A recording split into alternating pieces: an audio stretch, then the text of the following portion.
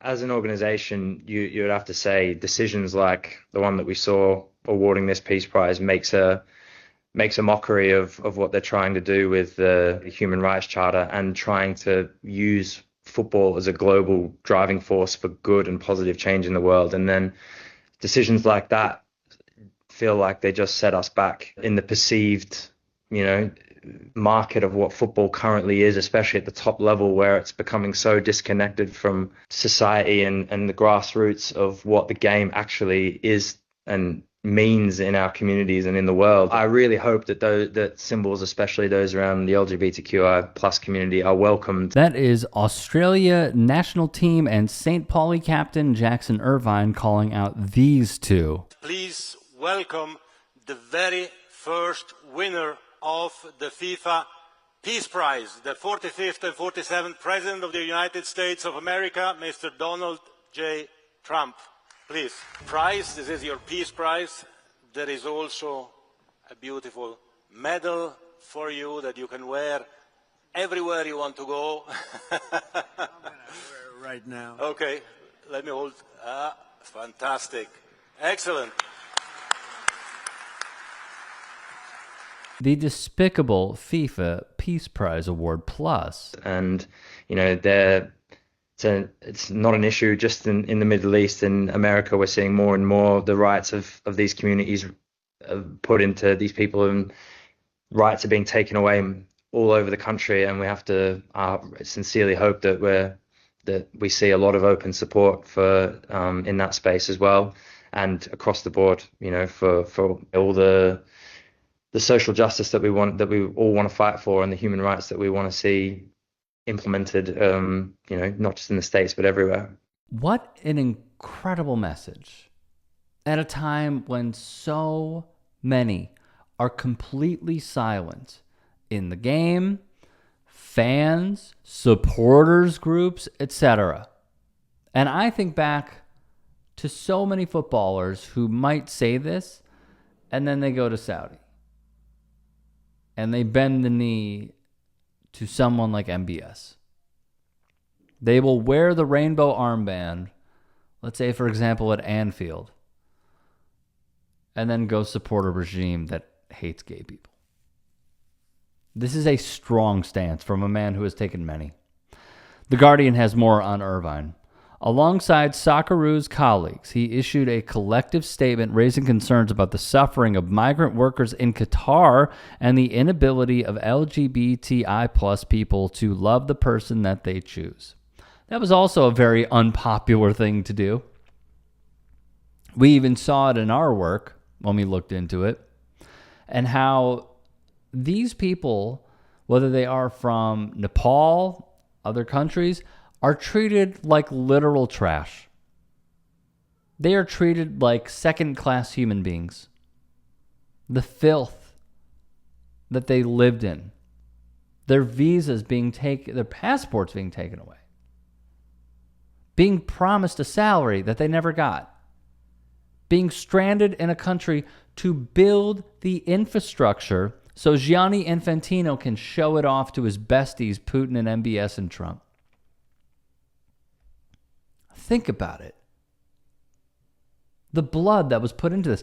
Migrant workers died putting up that infrastructure, building it from the bottom. And Gianni Infantino goes out there during the press conference, opening press conference in Qatar, and goes, "I am a migrant worker. I am gay." Trying to say, see, we're all one. No, dude. No. You know, what's funny is, and we'll get back to Irvine in a moment, I have seen so many say, "Oh, where's Sepp Blatter when you need him?" No. Both of these men are terrible. What you need is a leader that will actually take a stance and not give out participation trophies to fascists. Not wear a MAGA hat when the leaders are meeting, and he laughs as Palestinians are being murdered. He wants to unite. He says the game represents so much good. Then why is Israel not banned? But yet when it was Russia, and I'm not defending Russia, I'm calling out the double standards. When it was Russia, why did you ban them so quickly?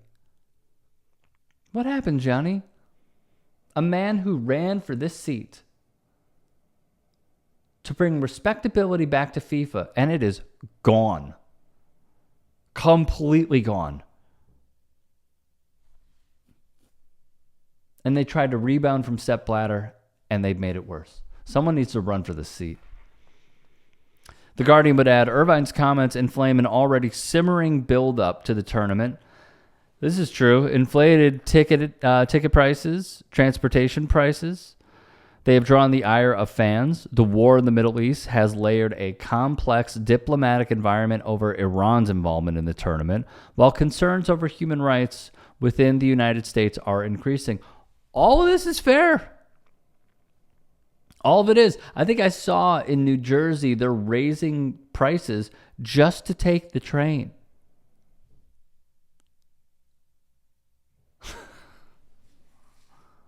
And then with Gianni Infantino saying, oh, we had a great meeting, Trump and I, about the Iran national team. And of course, the president said they should absolutely be coming to the United States because they should be allowed to participate. Then not even 24 hours later, he says they shouldn't come. They shouldn't. I can't guarantee their safety.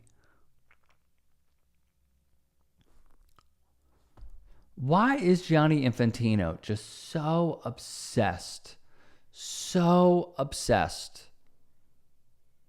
with being in the good graces of Trump? I just don't get it. I mean, he's a fascist. It's like when Tom Morello said, like, if you have 10 Nazis at the table, if you have 9 Nazis at the table and one guy isn't a Nazi but doesn't care to speak out or say anything, you have 10 Nazis. That's how I view this. The ticket prices are insane because American capitalism is insane. This is late stage, baby. We're being priced out so the suits can go in. And you want to know why the atmosphere at the Super Bowl is going down? And the atmosphere at the Final Four is going down? And the atmosphere at NBA games is going down and NFL games? And the World Cup, which you all will see front and center, unless they see desperation, unless they have desperation and they want to give away tickets. What you're going to see is people on their phones, not caring, oohing and eyeing maybe a quarter of the time, and having dead crowds. That's all it is. We continue. Antifa's Ultras wrote of this photo featuring Irvine that he rocked, which was an anti-Nazi jersey. Irvine is pro-Palestine and anti-fascist. He was one of the footballers who opposed the genocide in Gaza from the very beginning. They've been keeping tabs on him, by the way, in the best way possible. Has that account. Another that they posted. St. Pauli captain Jackson Irvine shared Pep Guardiola's speech, which we covered as well, check it out on demand, in which he spoke about violence and injustice in different parts of the world, including Palestine and the States. Irvine has been one of the footballers who openly took a stance against the genocide in Gaza, and for this, he has often been accused of being anti-Semitic in Germany. I'm sure Shannon Watts would think so. And yet another post. St. Pauli captain Jackson Irvine recreates Eric Cantona's kick at a racist fan, this time with the face replaced by that of racist Jim Ratcliffe, the owner of Manchester United. Once more, we have covered all this. If you want to see that, check it out on demand. If you can and are willing, please become a paid member here at TYT Sports. And or go to tyt.com/join. In addition, you can follow me on Twitter, Instagram, and TikTok. Appreciate it. Have a great day.